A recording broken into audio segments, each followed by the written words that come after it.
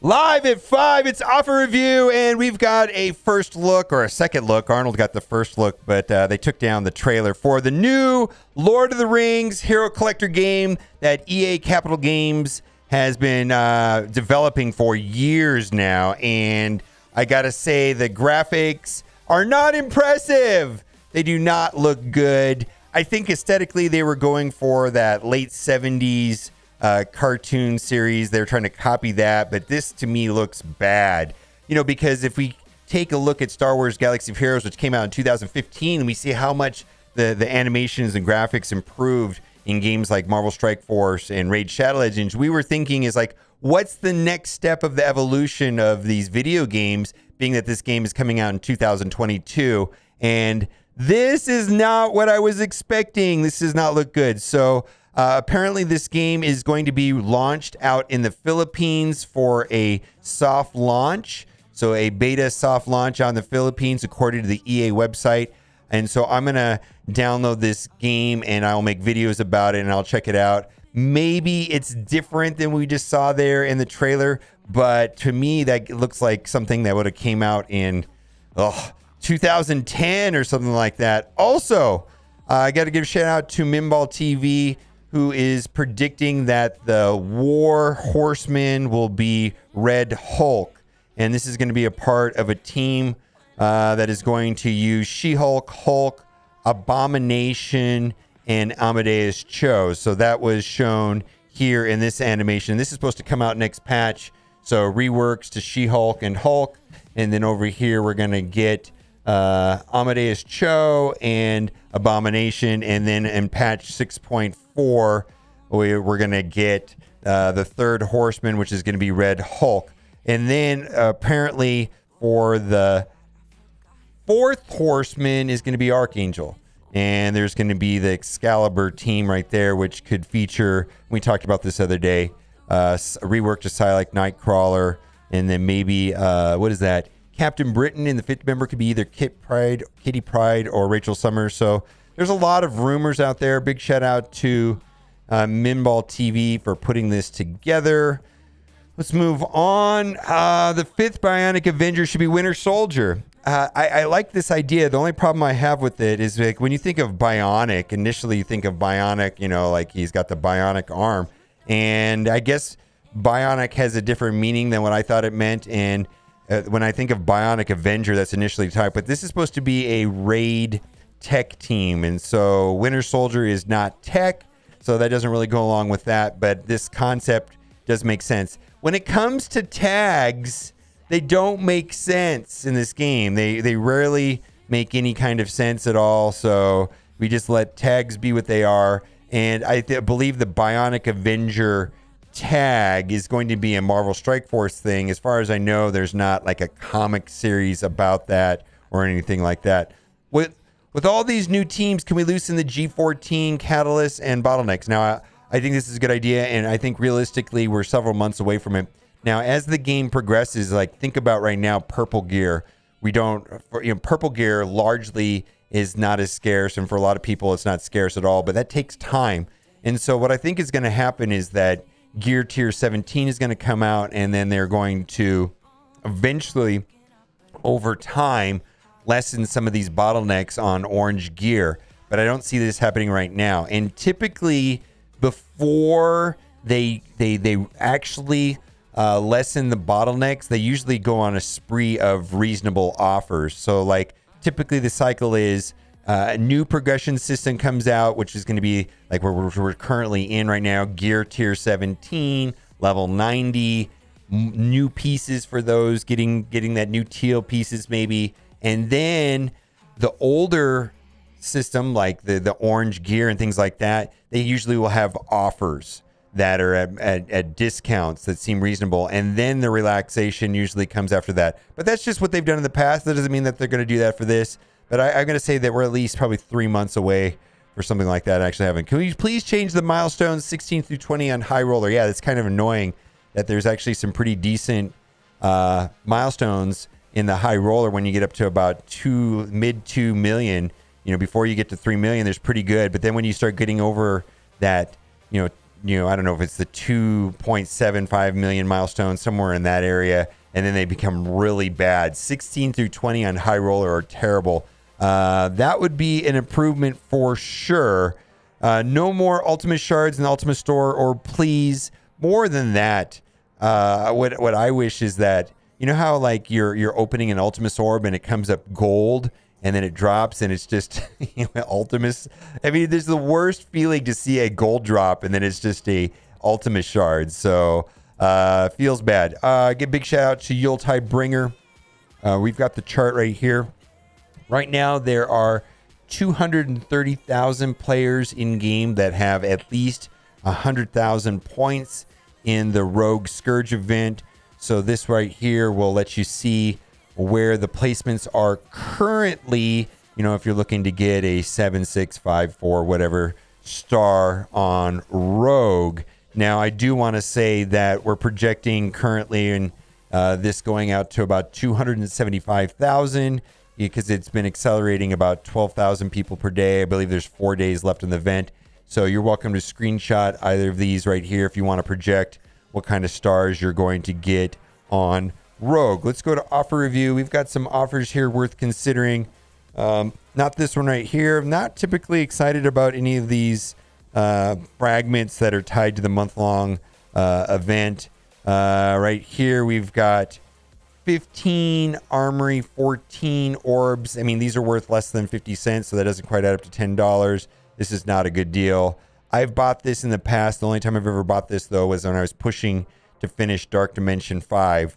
So, but I don't feel like this is a good value at all. These orbs right here only give out 2 pieces per orb, which has always kind of been annoying that, there's 3 columns in a typical orb. And this one right here, they couldn't even bother to put like a small amount of gold or something in the 3rd column. Trash. Well, this is not complete trash. This is worth about $2. And so you have to make an evaluation if this milestone point right there is worth $1. I guess if you're pushing for level 90 and you're just buying all the energy offers you can get, well, that might make sense for you. Not the worst offer. And then we've got another offer, Victory Blueprint Daily War offer. Don't see the value, but that is for help you get 4,000 points and progress towards that Victory Blueprint milestone. Also, similar situation there, where this will get you 19,000 points. And the reason why the Victory Blueprint event is so important is because it has those level 4 ions for the blue ISO. Spider Spy. Spider-Woman is not an impactful character for the Rogue event. Basically, the Rogue event, nodes 5 and 10, are all about Young Avengers, and A-Force has very little to do with them. All right, let's move on. Training bundles. We talked about this offer yesterday. I feel like this is reasonable enough if you're looking just for training bundles. It's not like an amazing deal. It's kind of in the Kraken territory, so do what you got to do. This right here actually is a pretty good deal. Also, I value these training materials at $1.50 a piece. So we've got 4 of them there. So that adds up to more than $5 US, and then you get some fragments. So this is something worth considering for sure. And then right here, exclusive gold offer. If you're looking for large chunks of gold, and this is definitely in that Kraken snack category, this does add up as far as my boomer valuation on price per gold orbs. I feel like as for when it comes to purchasing blue ISO, the real scarcity is on the ions, not the ISOs. And then this is the Legacy 2 orb offer. And the reason why this is a good deal right here is because it contains T3 training materials. And people told me that they've pulled 382, 366, 398, 366, 438. There's also a small amount of gold. There's also purple gear. Then there's also characters from year 2 of the game. So in itself, the main reason why people buy this is for the T3 training materials, which is still scarce at certain people, certain parts of the game. Gigantic teal gear bundle. No, thank you. Again, I've bought offers like this before in the past when I was pushing for Dormammu and Dark Dimension 5, but the value is not necessarily there other than racing to get Dormammu, right? Trash, more trash, trash. And we're going to get to the rogue offers here in a minute. Nothing event. I very much like this. This is basically a gold orb and a training material orb for $1 a piece. So we're going to pick that up. Right now we're using Amazon coins. Link to Amazon coins is in the description, where you can save up to 20% off of your in-app purchases. It effectively allows me to save myself personally over $100 a month on my Marvel Strike Force game. It does help support this channel, and big shout out to Amazon for sponsoring me on Amazon coins. All right, we picked that up. This is a gold orb and a T3 orb. Don't see the value there. And then right here, if you're looking for a gold orb and a red star orb, that is fine. I don't really need red star orbs right now, so I'm not going to be purchasing that, but I do need gold orbs and training material orbs. All right, Wong. This is the most expensive pricing in the game. We're 50 Wong shards for $35 US. You do get a training orb and a gold orb, but that's only worth a couple bucks, right? And so this is just super pricey. Do what you got to do. It is the best team in the game. And we got Heartless Doctor Strange. I feel like the real bottleneck on these guys is really going to be Agatha at the end of the day. And so unfortunately, they don't have Agatha offers here. All right, we're at the dregs of offer review. We're going to scroll through all of this right here, and we're looking for a 1-core offer at the very bottom, and then we will toggle over to the free-to-play account. We had a 1-core offer yesterday, so I don't believe we're going to have one here today. No, nothing is there. Let's go over to the free-to-play account. We're going to skip over all of the duplicates. And we're looking for individual character shards. Specifically, we talked about this. This was originally for $30 US. The price, I believe, was drastically wrong. They dropped it down to $10 US. I believe a better price on this would be $5 for Carnage. You do get 5 premium orbs and 2 training material orbs, but 45 character shards isn't even enough to unlock him. I believe he takes 100 shards to unlock Carnage. So not that great of a deal. We talked about that. Here's the problem with this. This is Captain Marvel, where she's a good character, and if you need character with Captain Marvel, this is fine. 75 character shards for $15. I believe they've sold her for 50 character shards for $5 before in the past, and she's not going to be that helpful in the Rogue event.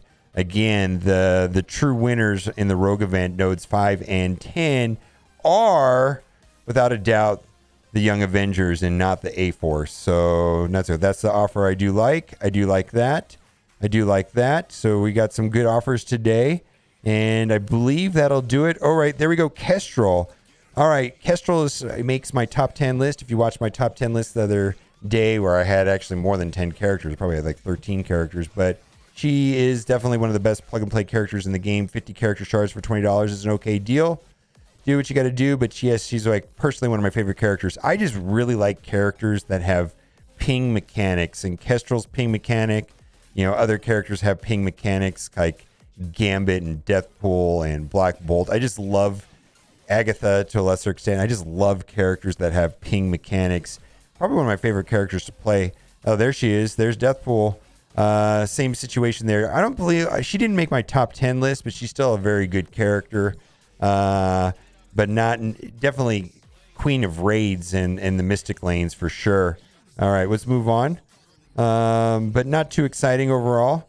I think that'll do it for today's offer review. Let me know what you think about the graphics on that Lord of the Rings game. Look, I was extremely disappointed, to be honest with you. All right, guys, thanks for watching, and keep on gaming.